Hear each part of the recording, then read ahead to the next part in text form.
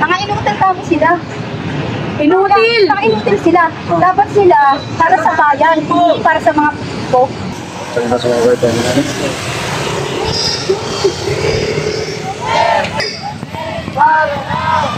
Mga kasama! Muli po tayong narito sa gate ng Senado! Ipakita po natin ang ating galing!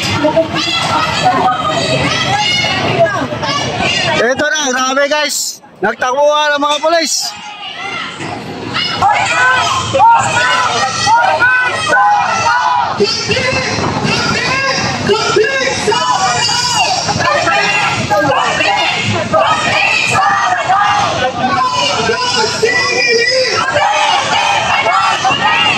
Mga kasama! Muli po tayong narito sa gate ng Senado! Ipakita po natin ang ating galing! Yan, ganyan karaming pulis ang pinabantay dito. O, di ba? Ayan. Ito na sa iyo, hinaharap ko na sa iyo ito. Sige, sama na loob mo. Ayan na, hilas ko. Tanong lang po na, ganda pa. Ano po tingin nyo dito sa 12 na in-appoint po ni Digong? Ano po tingin nyo sa naging desisyon nila? Mga inutil kami sila. Inutil! Mga inutil sila. Dapat sila para sa bayan, hindi para sa mga po. Ang pagsilbihan nila kapakanan ng bansa, hindi kapakanan ng mga po. Right? Wala na tapala ng mga yan, mga Supreme Court justices. Napapala na sila ng pera. Since noong 2022, dinaya ng Duterte ang Marcos, yung 2022 national re-election, nagsampa kami ng Bandamus Constitution sa Supreme Court. Nautusan ng COMELEC. Mag-comprise sila doon sa ibang constitution na nilabas nila to reopen the ballot boxes sa Tomas Batangas. Kung saan doon lumabas yung 20 million votes within 1 hour na hindi may paliwanag ng COMELEC. Saan ang galing? That's the first na hindi nila inaksyonan. So doon pala, mahalata na nagkakaroon ng sabuatan ang COMELEC and also the Supreme Court justices. Kaya lahat ng mga petition namin, in case na sinampa namin sa Supreme Court, lahat na-dismiss. Ito pa itong ginawa, pinaka-worst na ginawa ng Supreme Court. Wala silang session, walang pasok ang mga Congress Suprema. Pero anong ginawa nila? Nag-resume sila. Why? Nag-resume sila para lang protektahan si Sara na hindi magkaroon ng impeachment trial. Dinismiss nila yung kaso ng impeachment, right? So, dapat sila para sa mga ibayan, hindi para sa mga politiko. Sobra na nangyayari sa bansa natin. Grabe na. Ang dami na nag-inira. Pero yung ginagawa ng Supreme Court Justice, utang lang tayo. Kasi sila nakapalit nila. Kasi Duterte. Justice system. Ma'am, naniniwala po ba kayo sa lumalabas sa case na may kinalaman si Bongo? What? Na may kinalaman daw si Bongo din sa kay Leonin? Of course. Of course. Leonin is appointed of people. Right? Pero ba't yung kanyang statement, yung kanyang action, sakit dito ba? Hindi para sa katotohanan. Hindi para sa mga pinuprotekta nilang politiko.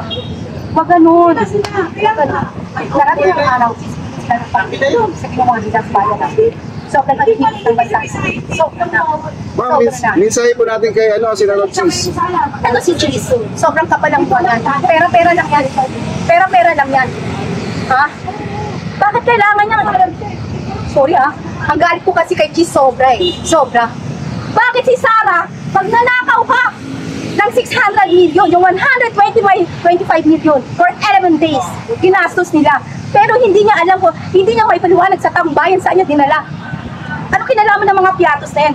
Napakaliwanag sa investigation na tinurapot nila. Bakit imbis na ito mabigyan ng parusa ito si Sara? Mahalang kalit. Salamat po. Nag-high blood na ho yan. Basta sa knowledge ni Ma'am, anong magiging next move natin? Kung ako lang, sinabi ko lang ako, pwede na kami mag 24 hours nang hindi kami alis ng Senado hanggang hindi ko kumikilos ang Senado So, si Chief, hindi na magkakasabuatan yung mga kahit anong gawin natin, magkakasabuatan ng Duterte and also the Supreme Court Justice. Senado and Supreme Court ang makapangyarihan ngayon sa ating bansa, di ba? Sila yung pinag-isa sa mga... Baka kapag kundi house lang Yeah, yung house. Actually, a house is sariling hotel. You know why? Sino yan sino ang Speaker of the House? Si Marty Parks. Grabe na ako rin naman yan. Wala tayong kakampi ngayon sa totoo lang. Sino kakampi natin si Lloyd? Hintayin natin si Lloyd na gumawa ng way para mapaayos yung bansa natin. Okay? So good luck. Magtutuhan tayo mga vloggers. Salamat, ma'am. May nagtutuhan, may pagmamalasakit at pagmamahal sa ating ng bayan. Bahala na si Lloyd sa ating tumubay sa ating para sa bansa natin. Okay, ingat kayo lahat. Thank you po, ma'am. Thank you po. Kailangan tayo ng bayan natin kasi iisa na lang tayo. Salamat din po. Yeah. Salamat po, ma'am. Para sa Ngayon ay may maniobra para tuluyan ng ibasura ang impeachment ni Sara Duterte. Ito pong grand conspiracy para ibasura itong impeachment ang mariin nating tinututulan. Ayaw ng Pangulo sa impeachment. Ayaw ng mga senador sa impeachment. Ang Supreme Court decision ay ginagamit para ibasura ang impeachment. Kung ang ating mga institusyon ay ayaw ituloy ang impeachment, tayong mamayan ang kikilos. Patutunayan natin na handa ang mamamayang Pilipino na magsalita at kumilos para papanagutin ang mga nagsala, ang mga nagmaganakaw, ang mga mandarabong. Kaya ang babala natin sa mga senador, humanda kayo sa galit ng taong bayan kapag kayo ay nagmaniobra para ibasura ang impeachment ni Sara Duterte.